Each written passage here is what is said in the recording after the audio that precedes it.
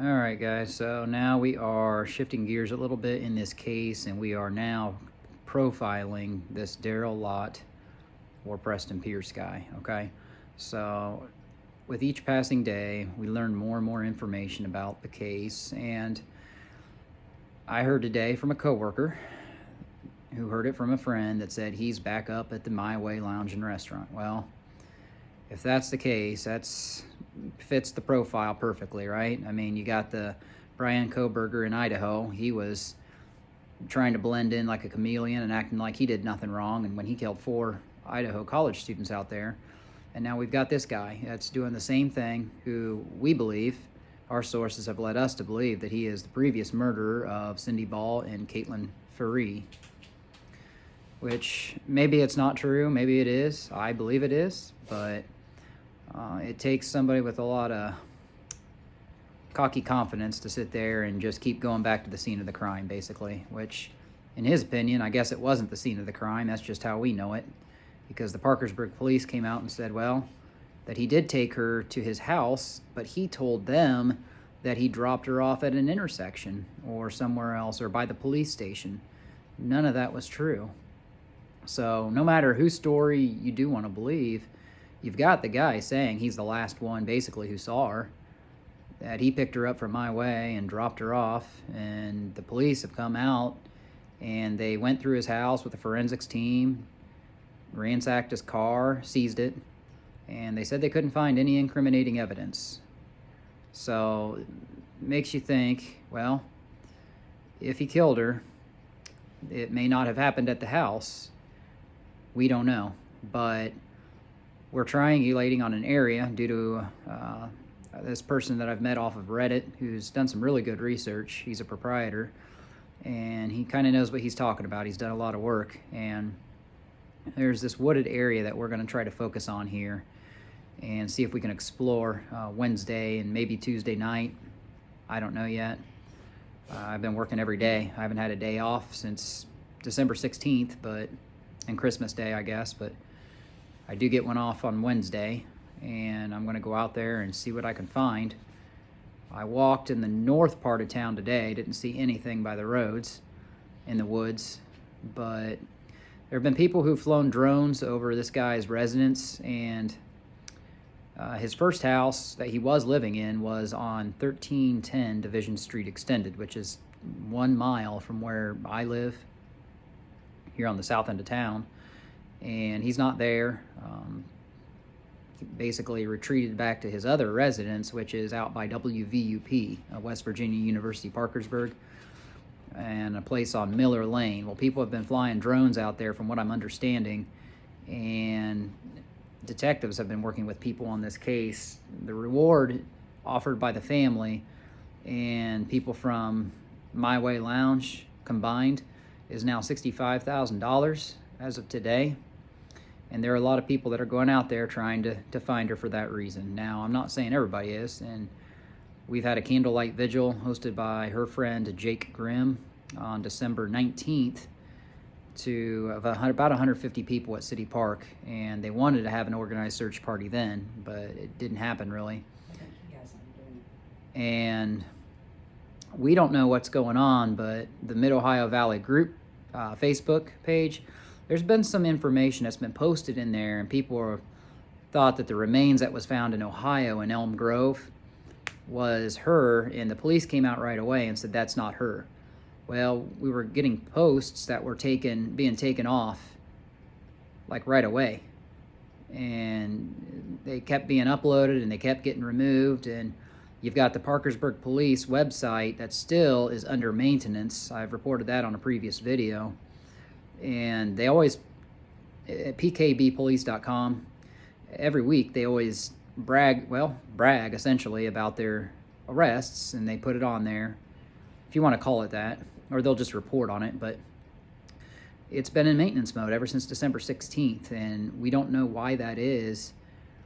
If they've arrested somebody, an accomplice in connection, because we believe there is an accomplice that has something to do with it here, or if there's the accomplices in the police department, which my source off Reddit seems to think that it's in the Parkersburg, Vienna police departments. Now, we've reported before on this guy having worked for several of the police area departments in Vienna, Williamstown, Jackson County, and there's one more. I can't remember where it's at.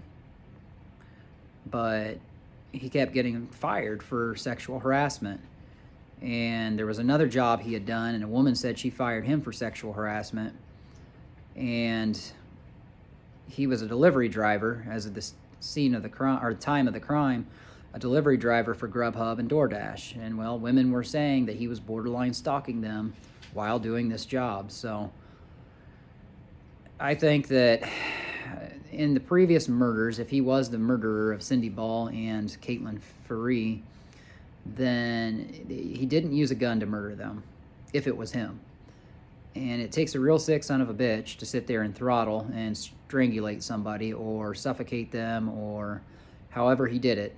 We don't know, and we're just going off assumptions here. But that lines up with the profile, and we believe this guy is a serial killer. But we also believe he had help from somebody. And we believe there's a reason he's been getting away with murder all these times.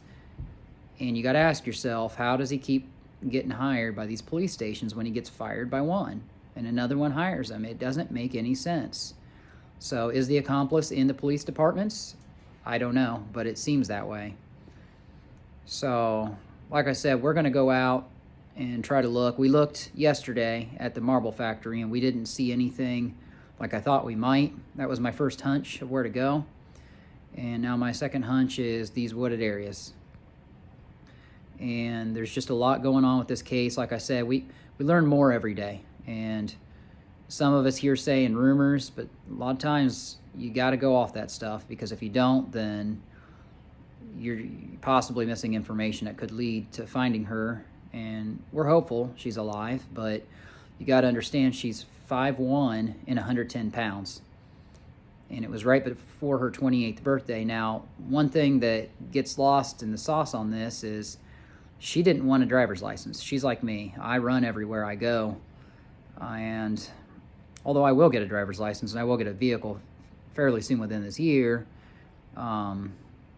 she just didn't really want to drive. And she was relying on people to take her around. Well, she had relied on a friend. I don't know the name of that friend yet, but her father, David, went on the Nancy Grace podcast and he did confirm that she was taken to the first bar, which is the Front Row Sports Grill and Lounge, by this friend, a trusted friend, and that he took her from there to the My Way Lounge and Restaurant. And after that, they became separated. She went home with Daryl Lott or Preston Pierce. And from there, the rest is history or not history. We don't know, but that's all we know so far. And it'd be nice to know what clothes she was wearing. I haven't gotten that in the interview from her father yet. We don't know what to look for as far as clothing.